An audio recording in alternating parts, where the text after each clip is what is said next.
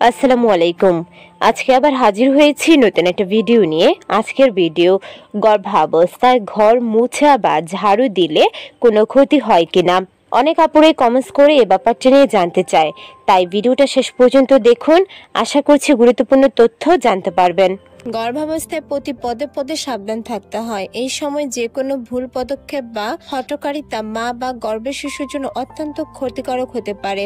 Pregnant মায়েদের সামান্য ভুলেও তার গর্ভের সন্তানের স্বাস্থ্যের বিপজ্জনক প্রভাব ফেলতে পারে। তাহলে সে পরিপ্রেক্ষিতে গর্ভবতী মহিলাদের জন্য ঘর ঝাড়ু দেওয়া বা ঘর মোছার মতো কাজ কতটা নিরাপদ, সে ব্যাপারে নিচে কিছু জরুরি কথা নিয়েই আজকের ভিডিও।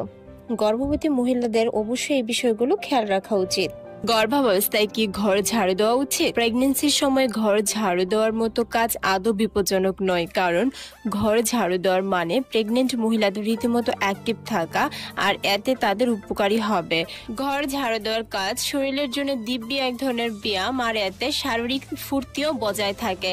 বিশেষ কিছু অবস্থায় অবশ্য ডাক্তাররা মহিলাদের ঝাড় দেওয়ার মতো কাজ এড়িয়ে চলতে বলেন, বিশেষত প্রেগনেন্সির সবকিছু অযাচিত জটিলতা দেখা দিলে।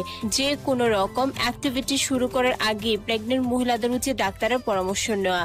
এর বাইরে আরো কিছু ব্যাপারে প্রেগনেন্ট মহিলাদের সতর্ক থাকা উচিত। সেগুলো হলো খুব বেশি এক্সারসাইজ করা। এই সময় অতিরিক্ত এক্সারসাইজ বা খুব ভারী রকমের কোনো এক্সারসাইজ না করাই ভালো। তাতে প্রেগনেন্ট মা এবং তার গর্ভের সন্তান দুজনেরই ক্ষতি হতে পারে। ঘর ঝাড়ু দেওয়া বা ঘর মোছা আদৌ বিপজ্জনক নয়, তবে প্রেগনেন্ট মহিলাদের ধুলায় অ্যালার্জি থাকলে অবশ্যই ডাক্তারের পরামর্শ নিয়ে এসব কাজ করা উচিত। প্রেগনেন্ট অবস্থায় ঘর মোছার সময় মহিলাদের একটা বিষয়ে সাবধান থাকা উচিত। কিছুতেই কেমিক্যাল যুক্ত কোনো পদার্থ দিয়ে ঘর মোছা উচিত নয়। পানির সাথে কিছু মেশাতে চাইলে লেবু, নিম বা নুন মিশিয়ে ঘর মুছতে পারেন, কারণ কেমিক্যালের গন্ধে আপনার গর্ভের শিশুর জন্য ক্ষতিকারক হতে পারে। এমন কোনো কিছু ঘর মোছার সময় ব্যবহার করা উচিত নয় যার গন্ধ অত্যন্ত উগ্র। এই সময় উগ্র গন্ধে প্রেগনেন্ট মহিলাদের বমিও পেতে পারে।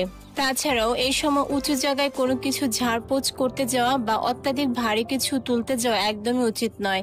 এসব কাজ করতে গিয়ে সামান্য দুর্ঘটনা মানে গর্ভপাতের মতো দুঃখজনক কিছু ঘটতে পারে।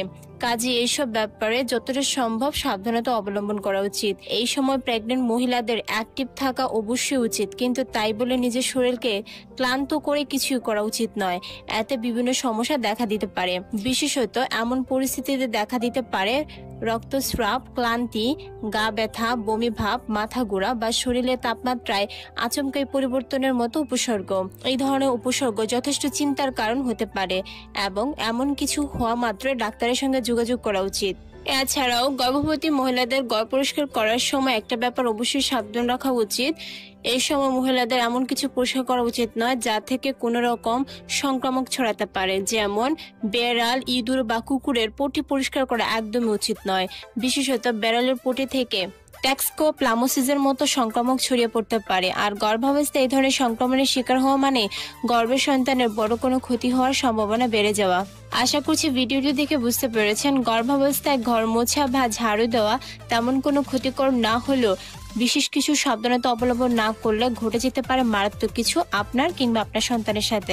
আশা করছি ভিডিওটা দেখে ক্লিয়ারলি বুঝতে পেরেছেন গর্ভাবস্থায় ঘর ঝাড়ু বা মোছা দেওয়া নিরাপদ, তবে সতর্কতা অবলম্বন করাটা জরুরি। ভিডিওটা দেখে উপকৃত হলে চ্যানেলটিকে সাবস্ক্রাইব করতে ভুলবেন না। আল্লাহ হাফেজ।